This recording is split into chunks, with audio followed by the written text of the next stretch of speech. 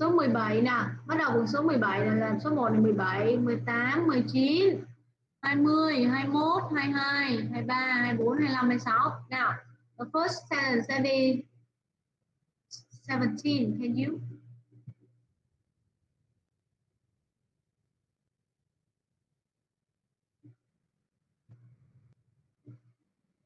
Who is number 17? Can you do the number 1?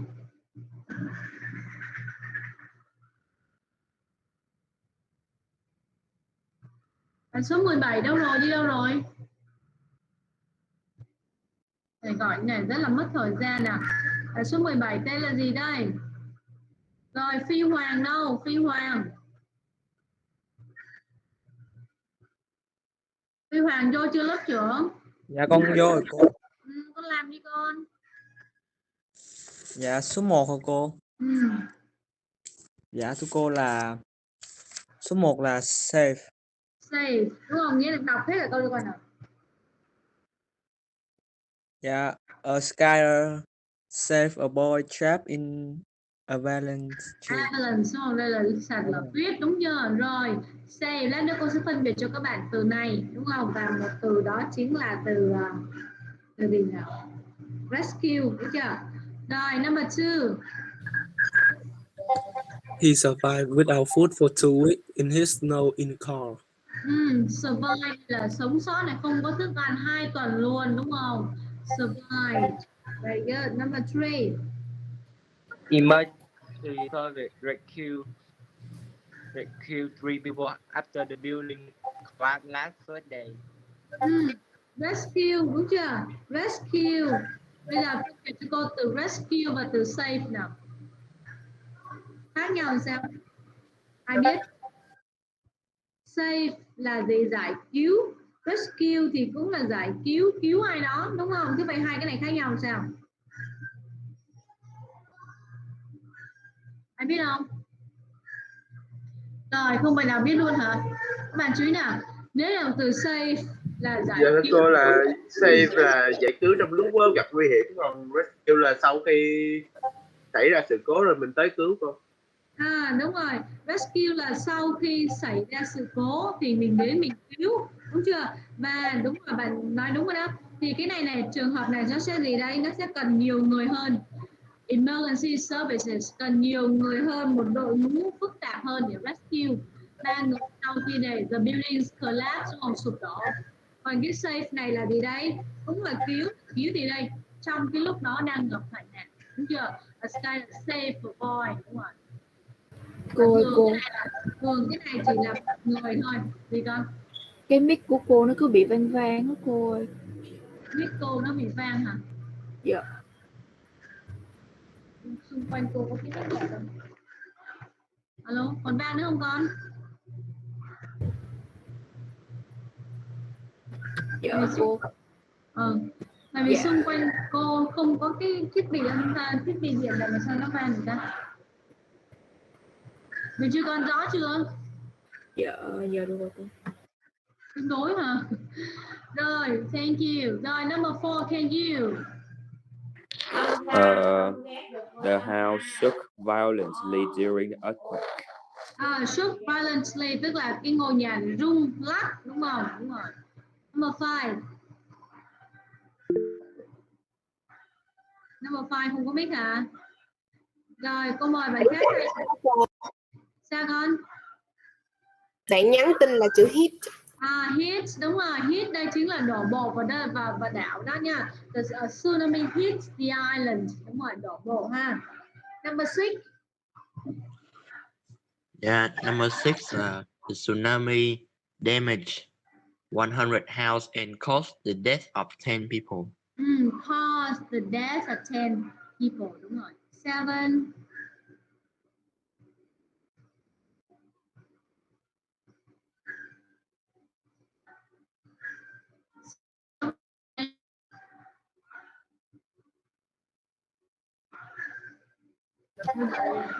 Seven now. And you? Firefighters asked people to the burning building immediately.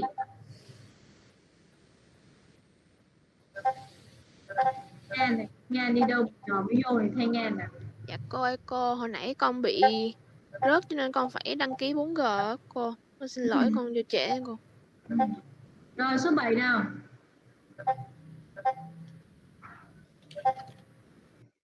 Bạn nào làm số 7 đấy? Đến câu mình là 17, 18, 19, 20, 21, 22, 23 nào. Số 23 đâu nào?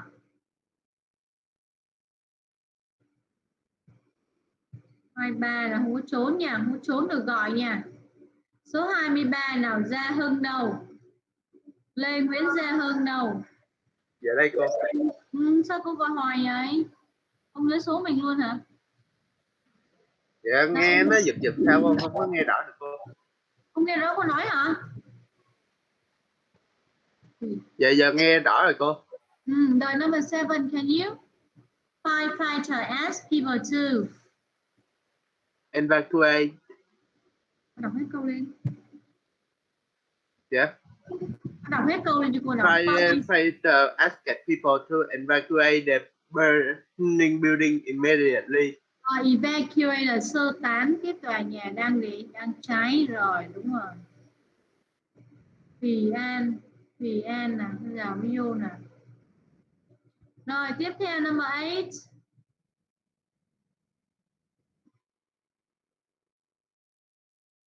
Nào lớp nào số 8 nào làm khẩn trương là gọi các bạn lâu thiệt luôn á. Number 8, that is Erupt.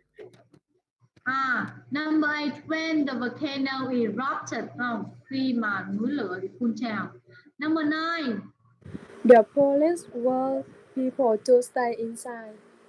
Warned, đúng không? Cảnh báo ha. Rồi, number 10, the last one, that's the last word. Đúng không?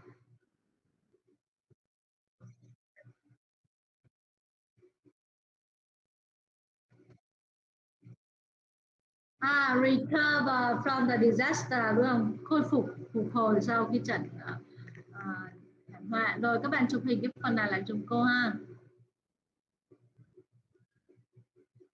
Rồi thì nói tóm lại là bài số 1 phần reading là mình đã làm xong. Số 1 phần reading, còn bài số 8, số 9 là phần cái phần này thì các bạn có thể tham khảo ở nhà thêm ha. Rồi đây, bài số 2 là reading là mình đã làm xong nè, đúng chưa? Thì cái bài này quan trọng nhất là gì? Các bạn phải học những từ vựng của cái núi lửa nè. Rồi, tiếp theo là những từ synonym nè, đúng không? Rồi những cái động từ hay nhầm lẫn nè. Rose, rise, risk, admitted nè. Rồi bài số 7 mình mới làm cái bài đó cũng quan trọng nha. Chụp hình lại để lưu lại để làm bài tập. Rồi bây giờ mình sẽ chuyển qua phần grammar use. Bài số 2, to be, grammar use. Còn trong cái phần workbook á, và phần reading của bài số 2 cô sẽ gửi cho các bạn làm bài tập sau ha. Rồi mình qua bài số 2, phần to be. Past simple and past continuous. Những cái thì này mình chỉ ôn lại thôi, có tính chất là ôn lại thôi ha. Rồi, past simple and the past continuous. Now class, listen and read the blog entry and what it is about. Nghe và coi xem nó nói về cái gì nha. What is about. Now, listen.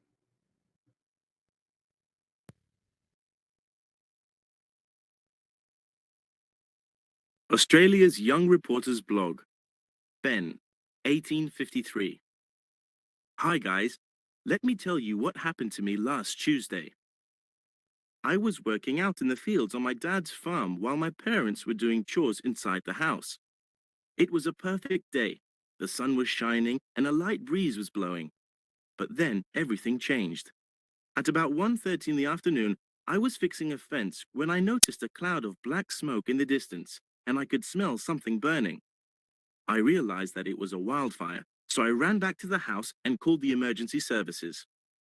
All night, firefighters were spraying the flames with water from trucks and helicopters. Eventually, they managed to put out the fire. Did any of you see the wildfire last week?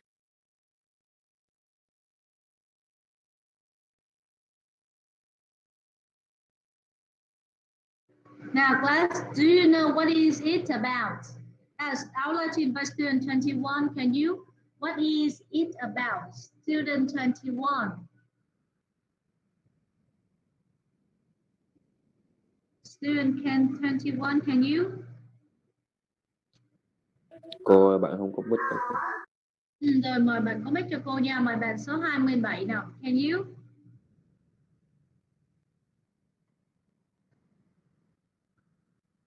What is it about? Đọc xong rồi thì mình sẽ biết là cái bài test sẽ nói về cái gì đây. Very easy. 27, can you? 7 hả cô số 7? It's about a wildfire. Wildfire, đúng chưa? Rồi, very good, right.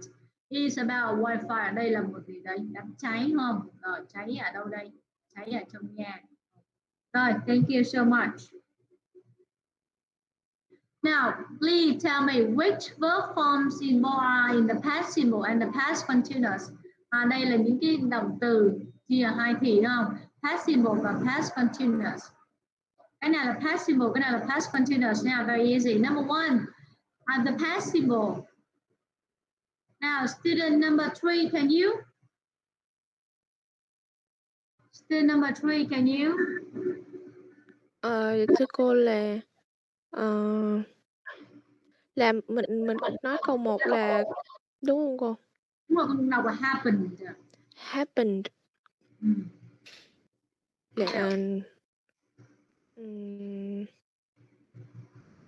Dạ, notice. Đúng rồi. What else? Realize. Calls. Đúng rồi, very good. Đây là những động từ thì có cái đôi thì các bạn chú ý nào. Hình thức của nó là thêm gì đấy? Thêm đi thôi ha. Rồi còn past continuous là những từ còn lại, đó chính là was, working, was doing, was shining and so on. Thì công thức của nó là be cộng vào being, đúng không? Đây chính là công thức. Còn động từ có cái đôi thì thêm be thôi. Rồi. How do we use the past simple and past continuous? Đây là những động từ hai thì có cái đường tiến tiến, đúng chưa? A nè, an action which happened at a specific time in the past, stated or implied. Thì nó sẽ là quá khứ đơn, quá khứ tiến tiến nha. Action which happened one after the other in the past. An action which was happening at a specific time in the past. Two actions which were happening at the same time in the past. An action which was happening in the past when another action interrupted it. And background information to the story. There are 6 verbs. Now I would like you to match them A to F to the use. 1 to 6, A to F to the use. Ví dụ câu số 1 thì happened, đúng không? Thì cái động từ happen này nó sẽ cách dùng của nó là như thế nào? ABCD. Okay, 2 minutes for you.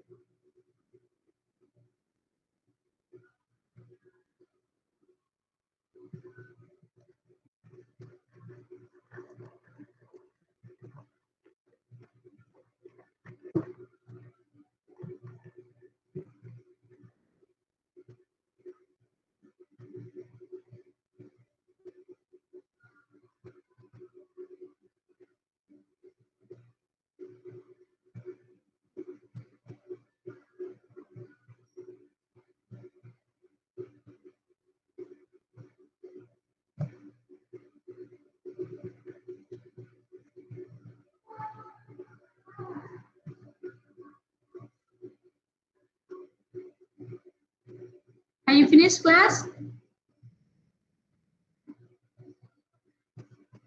Now number 1 happened. 1 go with A, B, C, D, E, F. Được F. F. Bạn nào có ý kiến khác không? A. What else? Thấy chưa? A or F. Now let's check A. Hành động mà xảy ra vào một thời điểm xác định trong quá khứ. Đây, last Tuesday. Thì đó chính là happen. Hành động xảy ra vào một thời điểm xác định trong quá khứ. Chờ đây. Number 2. was working. Today, Đi. we Đi. Yes. Now let's check BOD. That is the two actions which were happening at the same time. Hai hành động xảy ra cùng một lúc tại cùng một thời điểm, đúng không? Tôi thì đây, tôi thì đang làm việc ở bên ngoài nè, đúng không? Ba tôi thì đang gì đây? Đang làm việc nhà này đó. Hai hành động, đúng không? Hai hành động xảy ra thì đây cùng một thời điểm thì sẽ chiều qua khi tiếp diễn. Number 3, sun was shining and the light breeze was blowing. F. Now check. Come on. Background information to the start. 4. I was fishing a fence. Đang sửa cái hàng rào này thì tôi nhận ra một đám mây đen, một khói đen nào. Thế vậy là gì đây? Was fishing tôi đang làm. Tôi nhận ra. That is B. Một hành động đang xảy ra thì có một hành động khác xen vào, đúng chưa? Tôi đang sửa hàng rào thì tôi nhận ra, hành động xen vào chính là gì đây? Tôi nhận ra. Hành động đang diễn ra là tôi đang sửa. I was fishing a fence while I was noticed. When I noticed, đúng không? Thì nó chỉ là câu an action đang xảy ra này. Tuy hành động khác xen vào, đúng chưa? Number 5. B. Fine, that is only two options, B or C. Fine, realize, hold. That is B. Of course, B là happen, còn cái này là was happening, đang xảy ra thì nó phải là câu C. Now, I'd like you to watch a video about this.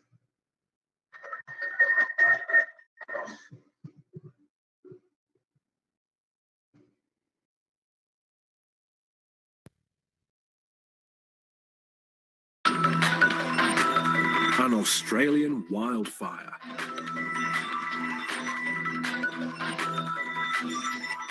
Last week, I was working in the fields as I usually do. We have a family farm in the beautiful countryside of Victoria in Australia, about 1 hour's drive away from Melbourne. It was a perfect day.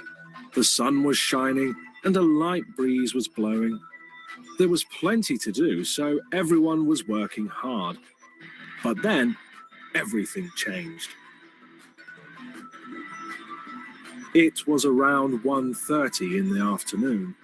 I was walking through the fields when I noticed a cloud of black smoke in the distance. I could smell something burning. I realized it was a wildfire. They are quite common in this area in the summer months. I ran back to the house and called the emergency services.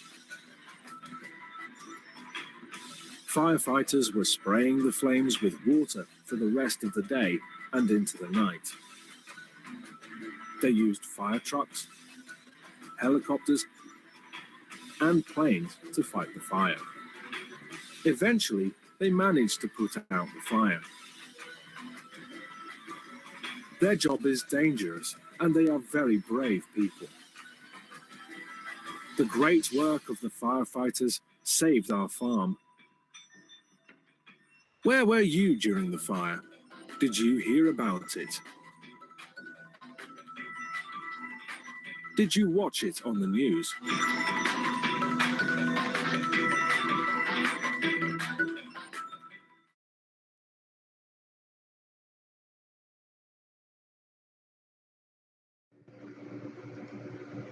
Cháy rừng rất là nguy hiểm, đúng không? Rồi, các bạn ơi, chụp hình cho cô cái phần này lại vô nha. Đây là cách sử dụng của nó nè. Take a photograph for the use of the past simple, the past continuous.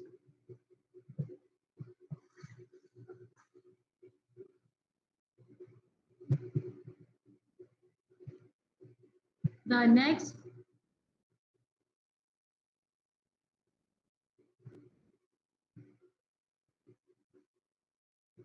That's the form of the past simple and the past continuous. Affirmative là câu khẳng định nè. Negative nè. Interrogative nè. Short answers. Đúng không? That is Affirmative là verb determining nè, các bạn biết rồi. Children cộng verb infinitive là negative nè. Interrogative nè, đúng chưa? Rồi, past continuous đều có be cộng verb being, not và câu phủ định, đúng chưa? Rồi, question. Time was, tức là time expression used in the participle gồm có những từ này. Yesterday, the day before, yesterday, last, ago, in, plus past, time in the past. Yeah. When time was used in the past continuous, while, when, as, all day, cả ngày. All nha, có cái từ all này thì các bạn sẽ thường chưa có cái tiếp diễn nào. All day yesterday, cả ngày hôm qua, chưa có cái tiếp diễn hết. Chụp lại cái câu này ha.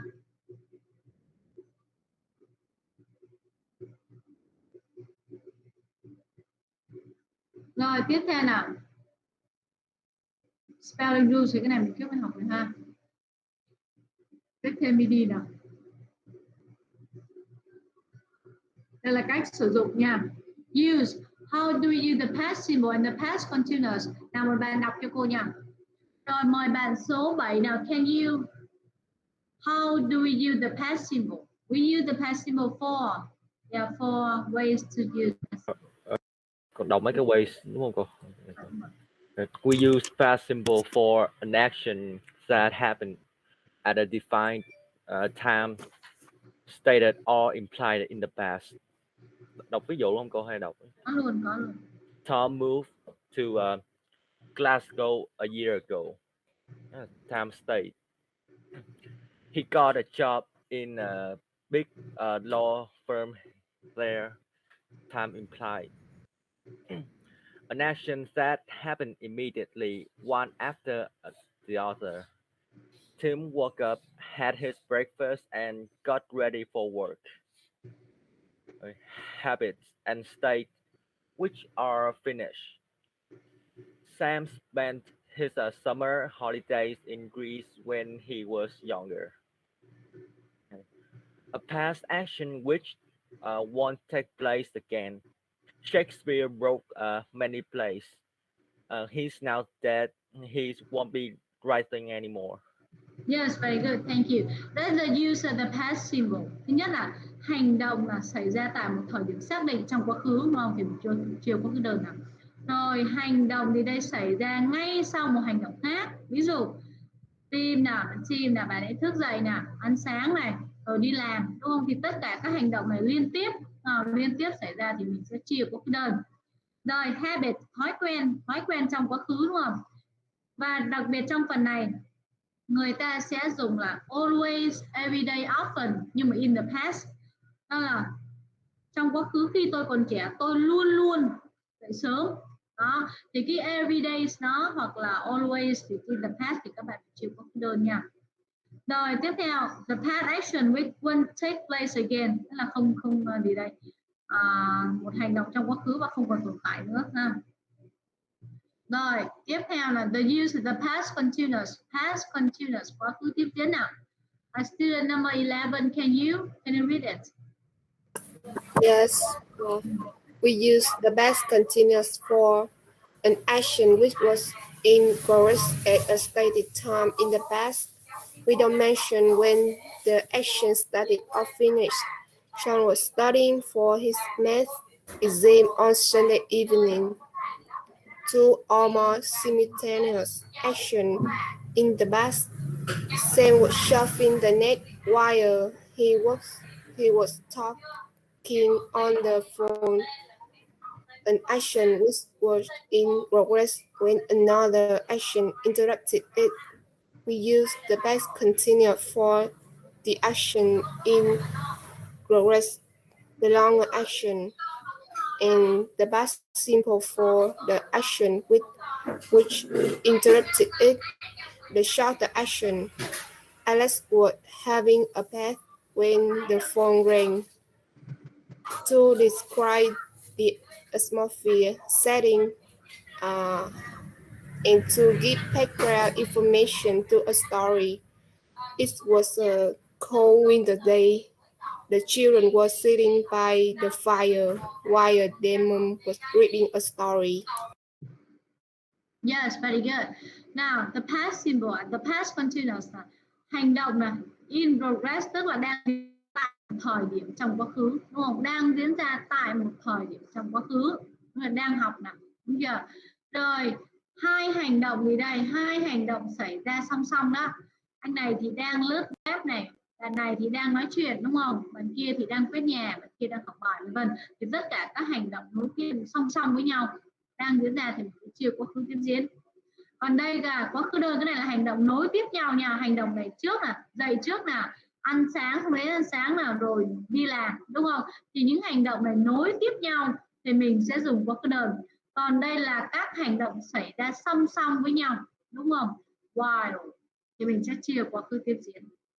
Rồi cái hành động đang diễn ra thì hành động khác xen vào đó, đúng không? Đang tắm thì điện thoại kêu. Thì cái hành động đang xảy ra là đang tắm, was having a bath. Còn hành động khác xen vào là rang, đúng không? Đó thì hành động xen vào chưa có đơn. Rồi cuối cùng miêu tả này, describe atmosphere setting nè, to give background story, không? Đưa ra một cái background information to story đấy.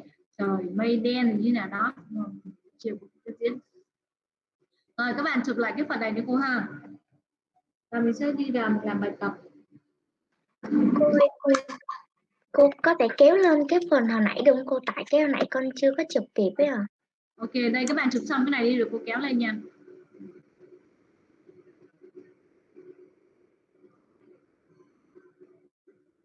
Rồi, bây giờ cô kéo lên để cho các bạn chụp cái phần này nha. Spelling rules trước nè. Spelling rules trước nè. TMD đó mình học rồi. TMD nè, cái này mình cũng sẽ thi đấy nha. TMD là tận cùng là T và D đọc là ch, đúng không? Thực đó. Shifted, landed, afforded. Tận cùng là những cái đọc từ này, TMD nó đọc là ch, thấy không? Còn lại không thuộc hai trường hợp trên thì đọc là the, changed, cared. Đó. Rồi tiếp spelling rules, spelling rules for pronunciation. How do we use? Đây là form passive, the past continuous. Đó. Công thức và các từ nhận biết.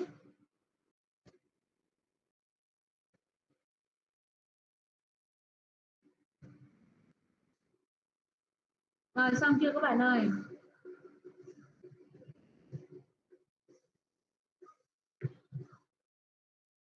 Rồi tiếp theo nha, mình sẽ qua phần làm bài tập.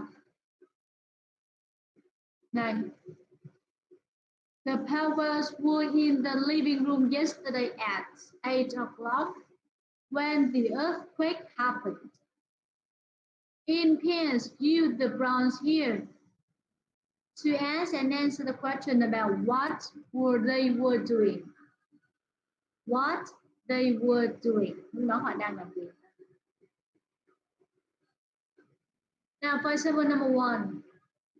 Was Mr. Power watching TV? Now, you can see Mr. Power. No, he wasn't.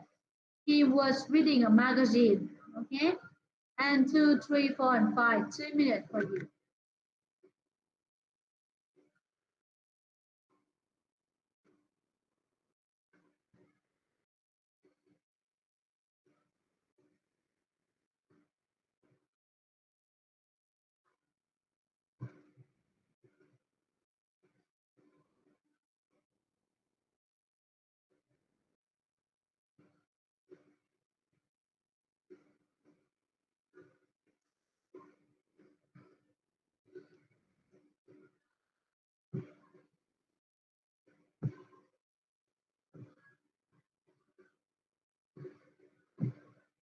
Nào cô mời nha.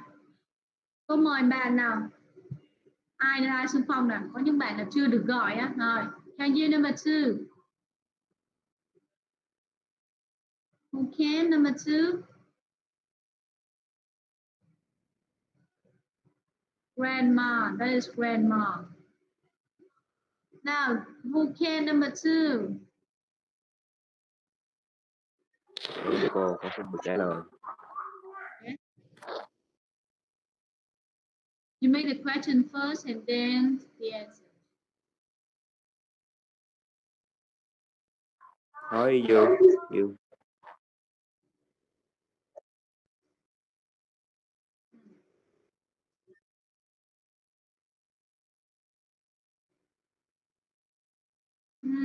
Yes, yes, it is. She. Very good. No, she wasn't. She was talking on the phone. Very good. Thank you. And number 3, who's volunteer? Number 3. Dạ con. Dạ con. Nói đi. Okay. Were Tom and Sam sending an email? Mm. No, they weren't. They were playing a board game. They were playing a board game. Đúng rồi. Wasn't. Were nhớ là were 4 chữ nha. Thank you. Very good. Number 4. Dạ con. Were Brenda playing a board game? No, he wasn't. He were watching TV. Đúng rồi. No, he wasn't. He was watching television. And the last one? Dạ Con con phụ. ạ. Thôi mày nói. Rồi các bạn rất là hăng hái đúng không? Rồi number 5. Was Mrs. Powell talking on the phone? No, she wasn't. She was sending an email. Yes, email. Okay, thank you, very good. Rồi các bạn ơi, bài hôm nay tiết này mình sẽ dừng ở đây nha. Lát nữa vào mình sẽ làm tiếp nha các bạn. Okay, have break now.